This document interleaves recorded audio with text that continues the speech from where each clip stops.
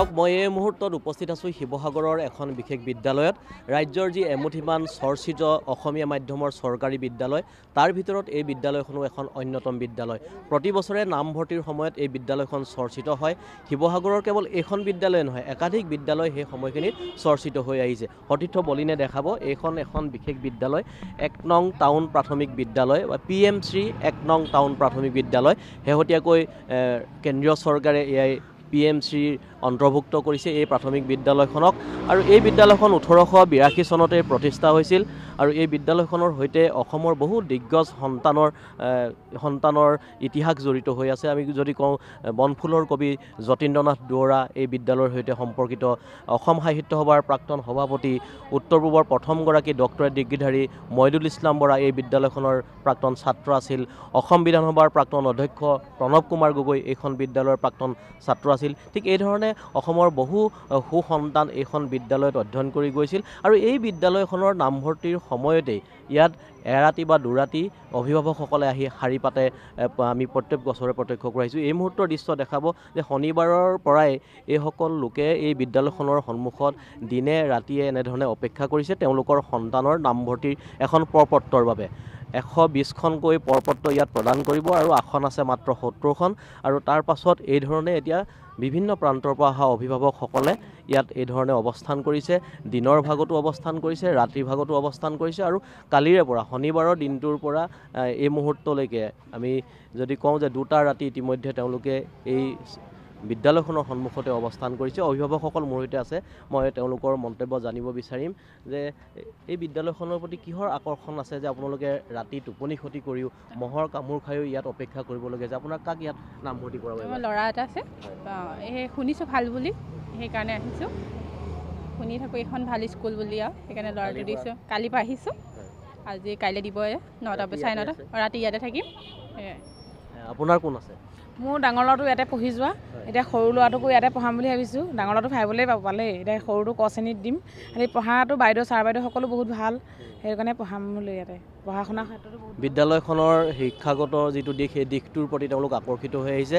তেওঁলোকৰ কাৰোবাৰ পূৰ্বতেও ইয়াত নিজৰ সন্তানে অধ্যয়ন কৰি গৈছে বা বহুতে বিভিন্নজনৰ মুখত শুনিছে বা এই বিদ্যালয়খনৰ যিটো ইতিহাস, এই বিদ্যালয়খনৰ যি ফলাফল, এই ফলাফলৰ প্ৰতিও আকৰ্ষিত হৈছে। ইয়াৰ শিক্ষকসকলৰ যি শিক্ষাদান পদ্ধতি, ইয়াৰ প্ৰতিও সকলো আকৰ্ষিত হৈছে। আৰু তাৰ ফলশ্ৰুতিতেই এই ধৰণে এতিয়া অভিভাৱকসকলে আহি ইয়াত শনিবাৰৰ দিনৰ পৰা শনিবাৰৰ ৰাতিটো, দেওবাৰৰ দিনটো, দেওবাৰৰ ৰাতিটো এই ধৰণে অপেক্ষা কৰিছে। মোৰ সৈতে বিদ্যালয় পৰিচালনা সমিতিৰ সভাপতিগৰাকী উপস্থিত আছে। মই তেওঁৰ পৰা জানিব বিচাৰিম যে শেহতীয়া কেইবাটাও বছৰ ধৰি এই বিদ্যালয়খনত একেই পৰিৱেশ।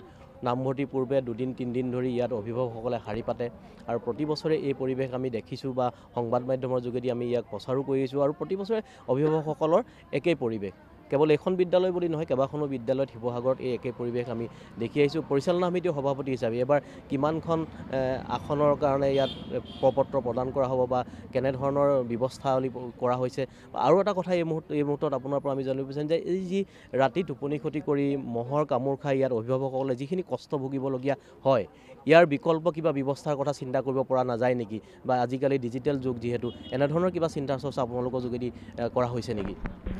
নিশ্চয় প্ৰথমতে ক'ম যে চৰকাৰী মাধ্যমৰ বিদ্যালয়ৰ প্ৰতি নিশ্চিতভাৱে ইতিবাচক খবৰ। শিৱসাগৰ 2খনকৈ বিদ্যালয় এনেকুৱা ধৰণৰ পৰিৱেশ আমি পূৰ্বতে সংবাদ মাধ্যমৰ যোগেদি দেখিছোঁ। আৰু এয়া হৈছে অসমীয়া মাধ্যমৰ বিদ্যালয়ৰ প্ৰতি অভিভাৱকৰ আস্থা বা অসমীয়া আচলতে সন্তানক অসমীয়া মাধ্যমত পঢ়ুৱাই উচ্চ শিক্ষিত কৰাৰ যি প্ৰয়াস, তাৰ প্ৰয়াসৰ মাথো এয়া এটা সাক্ষী।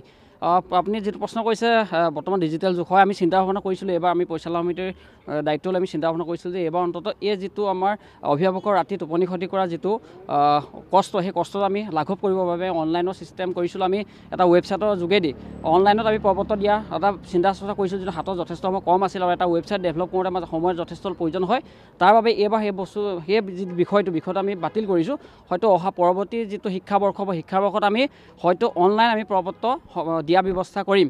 আৰু আমাৰ যিহেতু 120খন আমি ফৰ্ম কাইলৈ প্ৰদান কৰিম 9:30 বজাৰ লগে লগে, আৰু প্ৰায় 70খন আসনৰ বাবে ক শ্ৰেণীৰ 70খন আসনৰ বাবে আমি প্ৰপত্ৰ প্ৰদান কৰিম আৰু ইয়াত চোৱা হৈছে আচলতে প্ৰথমতে ওচৰ চুবুৰীয়া চোৱা হ'ব স্থানীয় ব্যক্তিক প্ৰাধান্য দিয়া হ'ব বা এই বিদ্যালয়ত তেওঁলোকৰ পূৰ্ব সন্তান কোনোবা অধ্যয়ন কৰিছিল সেই বিষয়খিনি চোৱা হ'ব এনেধৰণৰ বহুতকেইটা বিষয় চাই আমি কাইলৈ 9:30 বজাৰ লগে লগে সেই 70খন আসনৰ বাবে 120খন ফৰ্ম আমি প্ৰদান কৰিম ধন্যবাদ জনাইছোঁ এয়া আছিল বিদ্যালয় পৰিচালনা সমিতিৰ সভাপতি ইতিমধ্যে তেওঁ জনাইছে যে সোমবাৰৰ দিনটোত 9:30 বজাৰ পিছতে এই প্ৰপত্ৰসমূহ বিতৰণ কৰা হ'ব প্ৰপত্ৰসমূহ প্ৰদান কৰা হ'ব আৰু অভিভাৱকসকলে সেই মুহূৰ্তলৈকে অপেক্ষা কৰিব লাগিব আৰু সমান্তৰালভাৱে যি অভিভাৱকসকলৰ যিখিনি কষ্ট প্ৰতি বছৰে 2-3 দিন ধৰি ইয়াত দিনে ৰাতি অপেক্ষা কৰা ৰাতি মহৰ কামোৰ খাই টোপনি ক্ষতি কৰি অপেক্ষা কৰা যি পৰিৱেশ এই পৰিৱেশ নাইকিয়া কৰিবৰ কাৰণে বিদ্যালয় পৰিচালনা সমিতিয়ে যি ব্যৱস্থা লোৱাৰ কথা ইতিমধ্যে প্ৰকাশ কৰিছে আমিও আশা কৰিছোঁ পৰৱৰ্তী বছৰৰ পৰা যাতে ডিজিটেল পদ্ধতিৰে অনলাইন পদ্ধতিৰে এই নামভৰ্তি কৰা সুবিধা অভিভাৱকসকলে লাভ কৰে তাৰ যোগেদি অসমীয়া মাধ্যমৰ এই বিদ্যালয়সমূহলৈ এটা নতুন পৰিৱেশ আহিব অসমীয়া মাধ্যমৰ বিদ্যালয়ৰ প্ৰতি